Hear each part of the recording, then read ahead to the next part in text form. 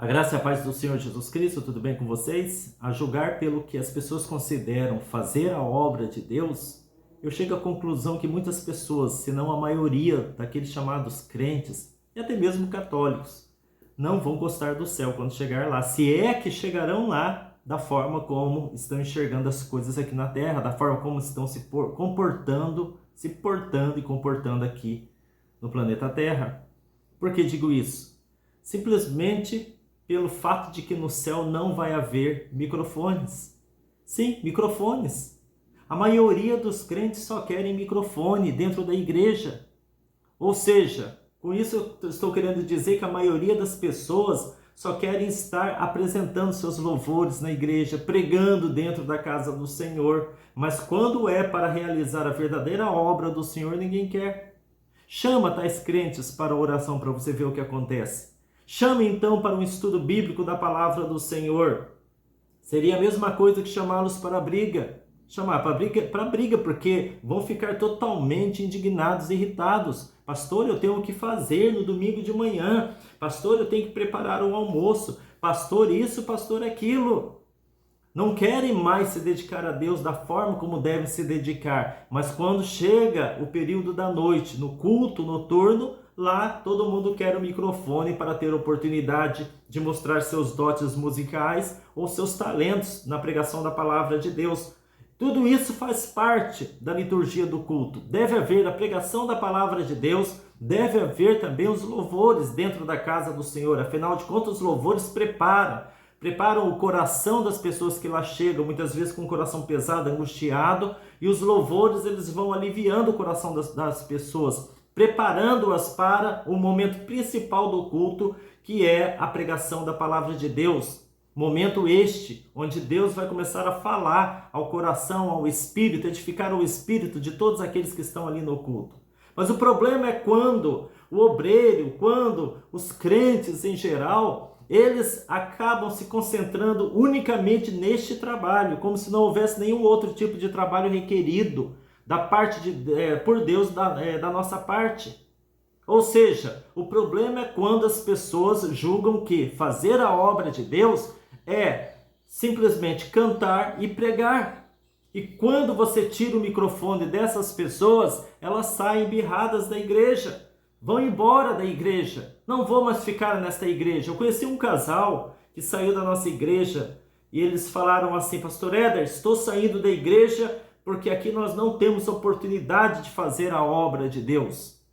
O que eles chamavam fazer a obra de Deus significava pegar um microfone para cantar ou pregar. Talvez você esteja pensando, mas Pastor Éder, as pessoas têm o chamado para a pregação da palavra de Deus. Como não pregarão a palavra de Deus? Pastor Éder, as pessoas, muitas foram chamadas por Deus para cantarem, para louvarem o Senhor através dos seus cânticos musicais, dos seus cânticos, através da música, do louvor, o que chamam adoração, que adoração não é somente música.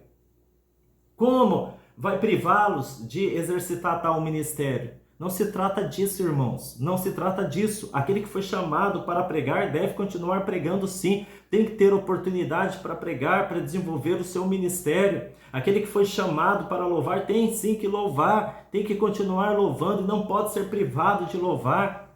O problema é quando faz da pregação e do louvor o objetivo final da sua vida, chamando aquilo de obra de Deus. E quando eles não têm oportunidade de pregar a palavra de Deus ou de cantar, ficam bravos, como se fazer a obra de Deus se resumisse unicamente na oportunidade que tem de pegarem um microfone. Isso não é a obra de Deus.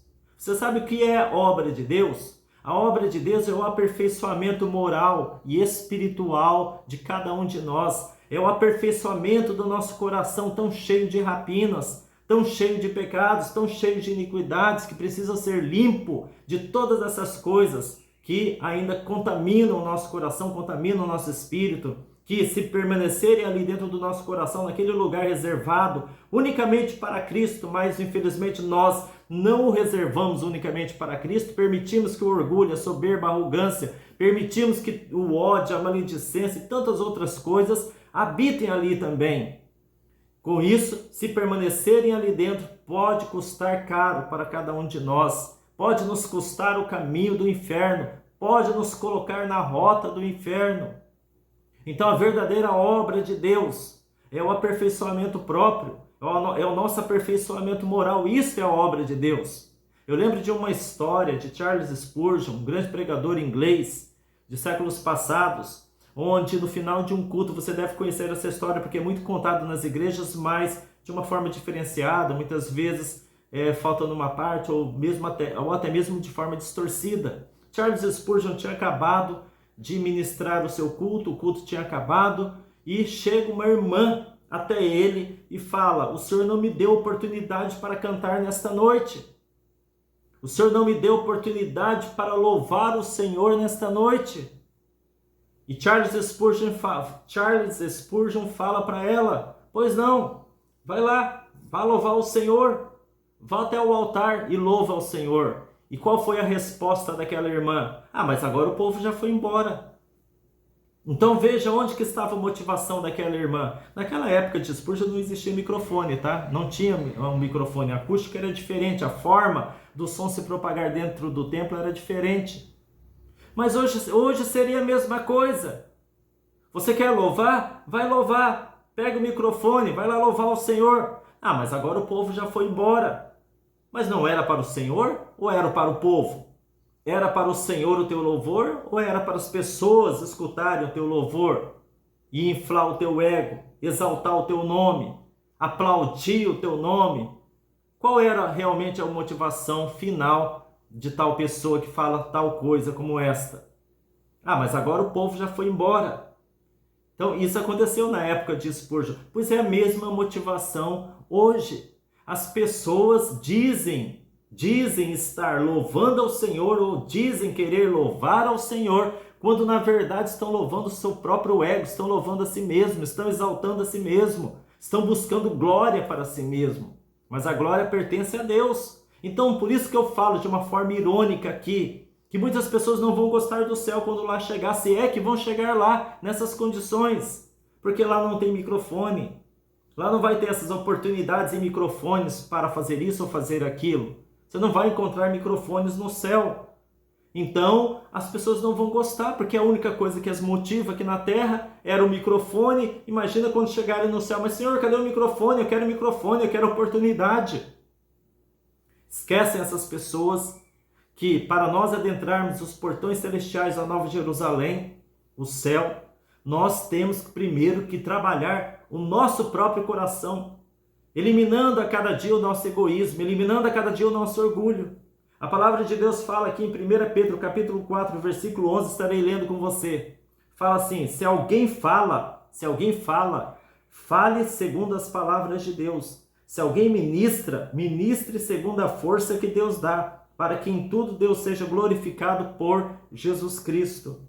A Ele pertence a glória e o domínio para todos sempre. Amém. Então, seja você um ministrante da palavra de Deus. É isso que está querendo dizer aqui. Se alguém fala, fale segundo as palavras de Deus. Se alguém ministra, no caso ministrar louvores também, ou outras coisas, ministre segundo a força que Deus dá. E por quê? Vamos parar um pouquinho aqui e analisar esse versículo. Por que a palavra de Deus fala segundo a força que Deus dá? Com que objetivo Deus te dá força para ministrar a palavra e para louvar, para cantar lá na igreja ou fora da igreja? Para que o nome dele quem? De Deus, seja glorificado por meio de Jesus Cristo, que te deu o dom do Espírito Santo para fazer isso. Por isso que este versículo termina dizendo: a Ele pertence a glória e o domínio para todos sempre. Amém. A Ele, unicamente a Ele pertence a glória e o domínio para todos sempre. A glória não pertence a você, a glória não pertence a mim, a glória não pertence a nenhum pastor, a glória não pertence a nenhum cristão, a glória pertence unicamente ao Senhor Jesus Cristo. Então as pessoas têm compreendido muito mal aquilo que chamam de, entre aspas, fazer a obra de Deus. Elas julgam que fazer a obra de Deus é ter posse do microfone, é estar de posse do microfone da igreja. Elas chamam isso de fazer a obra de Deus. Quando você coloca em disciplina um obreiro ou qualquer outro cristão e tira o microfone dessa pessoa, qual é a reação dessa pessoa? Ela sai da igreja. O pastor está me impedindo de cumprir o meu chamado. O teu chamado é para você buscar o teu aperfeiçoamento. O meu chamado, o teu chamado é para que nós aprendamos a ser humildes de espírito. O nosso chamado, nós fomos chamados, você quer saber para que nós fomos chamados aqui na terra? Para cumprirmos a obra do Senhor? Primeira obra tem que ser realizada em nós. O chamado, nós somos chamados a buscar a santificação do nosso coração, muitas vezes sujo, de orgulho, de vaidade, de ressentimento, de ódio. Este é o chamado de Deus para a sua vida e para a minha vida. Este é o chamado. Pegar o microfone para pregar e para cantar são apenas meios que Deus nos deu de, sim, desenvolver o nosso chamado, de, sim, edificar a vida daqueles que ouvem a cada um de nós cantar, que ouve a cada um de nós pregar, mas também que nós venhamos incorporar aquilo que estamos pregando, vivenciando aquilo que estamos ensinando às outras pessoas e que venhamos também praticar aquilo que estamos cantando para que outras pessoas venham ouvir. A obra tem que começar dentro de nós primeiramente, levando-nos ao aperfeiçoamento espiritual e moral. Isso só é possível quando nós entendemos o que é realmente fazer a obra de Deus. Fazer a obra de Deus é aquilo que deve ser feito dentro de mim primeiramente, antes de ser feito no coração e no ouvido das outras pessoas, através das minhas pregações e dos meus louvores. Fazer a obra de Deus é nós edificarmos o reino de Deus dentro de nós em primeiro lugar, antes de querermos edificar o reino de Deus no coração das outras pessoas. Não que não possamos também fazer isso em paralelo ao trabalho realizado dentro de nós. Ninguém vai, nem Deus espera isso, que alguém primeiro se aperfeiçoe 100% para depois, ou somente depois, fazer a obra de Deus. Eu sempre costumo falar que nós somos aperfeiçoados no caminho, não no ponto de espera. Nós somos aperfeiçoados caminhando, nós somos aperfeiçoados trabalhando. Temos que cumprir o chamado que Deus nos deu, temos que cumprir. Mas temos que nos preocupar e termos consciência de que a obra de Deus começa dentro de nós. Jesus falou, o reino de Deus está dentro de cada um de vocês. Essa é a obra de Deus, essa é a verdadeira obra de Deus. Agora eu pergunto, uma pessoa que sai embirrada da igreja, uma pessoa que faz biquinho porque não teve oportunidade em determinado culto, essa pessoa está realmente preocupada com a obra de Deus ou fazer a obra de Deus? Não, porque a obra de Deus deveria começar com as virtudes do Espírito Santo, em termos de paciência, em termos de tolerância, de longanimidade, de confiança em Deus, por ela ter sido deixada de lado naquele culto. Deus trata das pessoas e vai continuar tratando das pessoas. Então este é o motivo pelo qual eu disse e coloquei na chamada deste vídeo que muitas pessoas não vão gostar do céu. Não vão porque lá não tem microfone.